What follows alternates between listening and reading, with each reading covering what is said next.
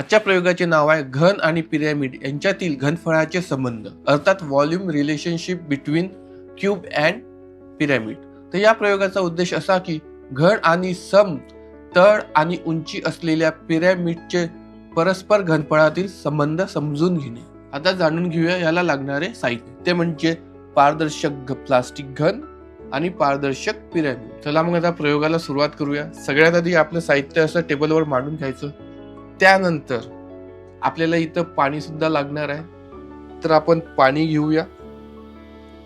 तर आपल्याला काय करायचं आहे की हे जे पिरॅमिड आहे हे भरून यामध्ये टाकायचं आहे आणि आपल्याला हे करायचं आहे, निरीक्षण करायचं आहे की यामध्ये किती पिरॅमिड पाणी भरून किती वेळा टाकल्यावर हा क्यूब भरणार, आपला घन भरणार. आपण सुरुवात करूया.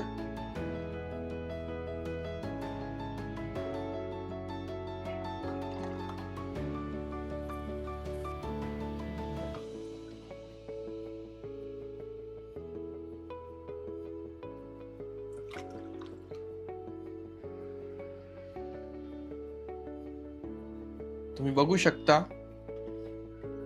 हे पिरॅमिड 3 वेळा भरून याच्यावर मध्ये टाकल्यावर आपला घन पूर्णपणे भरलेला आहे. याचा अर्थ असा की घनफळाचे घनफळ हे तीन पिरॅमिड जेव्हा भरल्या जाते ते त्याच्या बरोबर आहे. म्हणजे याचा अर्थ घनाचे घनफळ बरोबर 3 पिरॅमिडचे घनफळ. आता इथं तुम्हाला काय निरीक्षणास आले, आपल्याला एक क्यूब भरण्यासाठी 3 पिरॅमिड भरून लागतात. याचा अर्थ घनाचे घनफळ बरोबर 3 पिरॅमिडचे घनफळ असा होतो.